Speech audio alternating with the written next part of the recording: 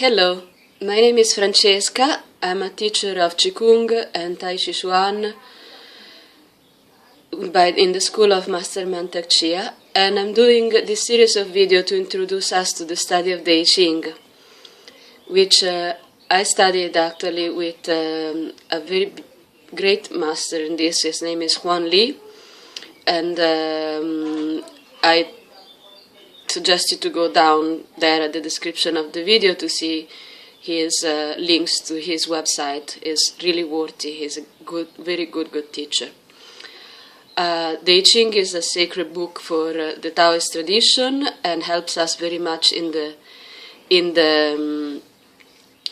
practice of all the Taoist practices. So I thought I should put here my understanding of it and the practice connected with all hexagrams. Okay, the piece, and now I'm going to introduce the I Ching.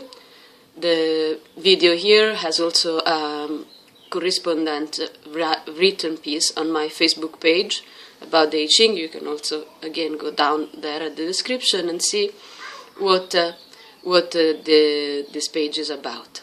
Okay, so the study of the I Ching and his principles. So the I Ching means Book of Change, and it's one of the older books in the world. It was written around 1000 or 750 BC as a book of divination by the tradition of the divination. But the tradition of the divination itself might go further in the past. The history of the I Ching and the philosophy written about it are really interesting, but this will not be the topics of my writings and of this video here. There are better scholars that have written it. You can go to look at an introduction on Wikipedia or wherever you prefer. But I would like to speak about the concept of divination in general. The idea undergoing this concept is that the world, visible, invisible, past, present, and future, is interconnected.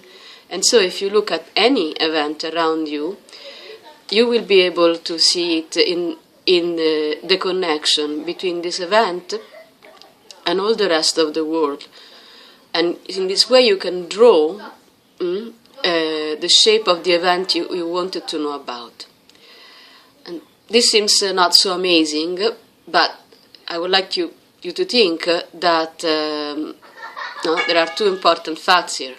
First, the amount of information to be inferred is enormous, practically impossible to manage. Second, is not say that an event brings to one and only one outcome, and that the outcome could be predicted. Modern science, for example, physics and chaos theory, says not possible.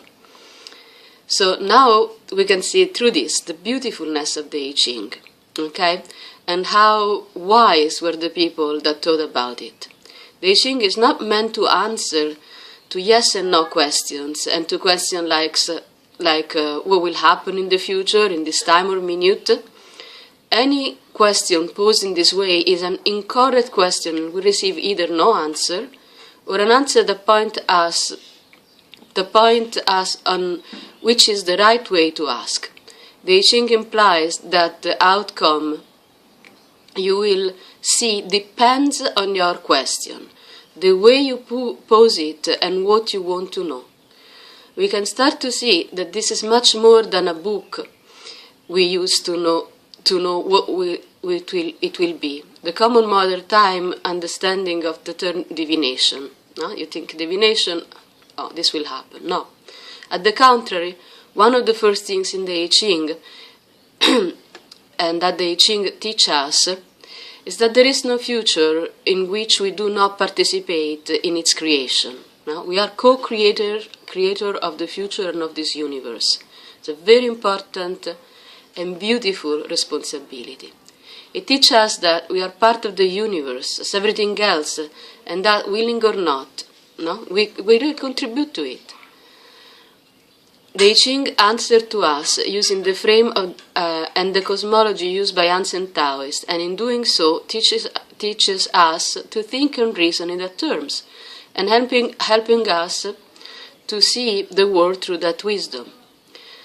As a final thing, the I Ching gives us answers as an image of the flow of energy originated by your question and actions, and from the initial situation. If you get an answer from the I Ching that implies this will happen for sure, check if in your question you remember to ask in a way that implies suggestions about the action you can do to change the situation. As an example, if you're concerned about the fact you do not know how to ski and planning to go skiing and ask, will I have an accident? And in your answer appear the sign of great danger, better to stop. You may interpret it and say, oh, I will for sure have an accident, so I will not go skiing.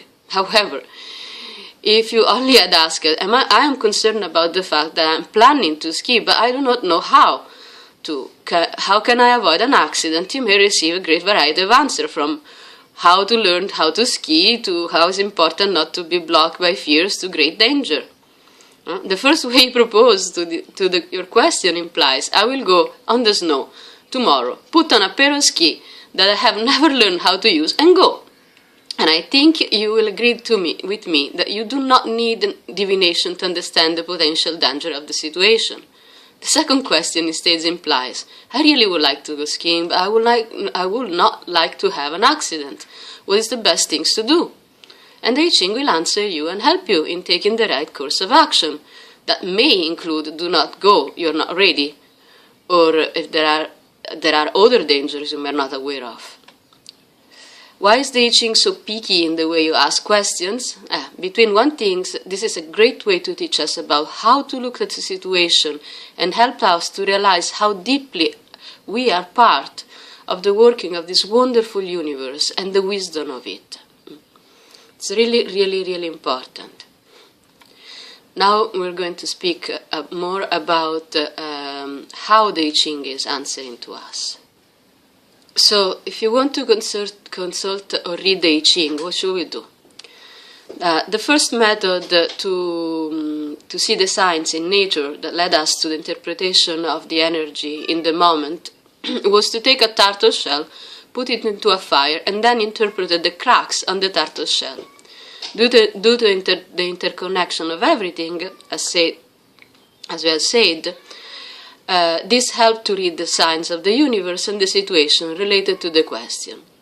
This method changed and evolved. The I Ching, as it now presents a series of 64 symbols, each one of them formed by 6 lines on top of each other, and each line can be integer or broken in the middle. The lines have an order from down to top, so the first line will be the top line. The first line will be the lower one, the bottom line. A broken line is a yin line, and an integer line will be a yang line. Each hexagram, the series of 6 lines, is composed by 2 trigrams, a series of 3 lines. Okay? There are other videos later which I'll explain about the trigrams and the hexagram. There are then, we can go do the calculation, 8 possible different trigrams and 64 possible different hexagrams, combining of 2 trigrams one on top of the other. Each one of these trigrams and hexagram is associated to a particular force in the universe, and in particular we're going to see the trigrams to derive the force of the hexagrams. It's also associated to a direction of energy and to many other things. It's from the interpretation of these forces that the I Ching can help us.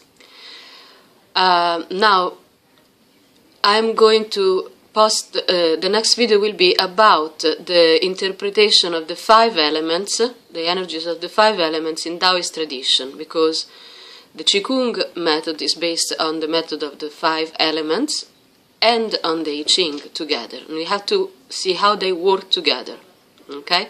How they are related, and we're going to learn this little by little in our study. Thank you. I hope you enjoyed.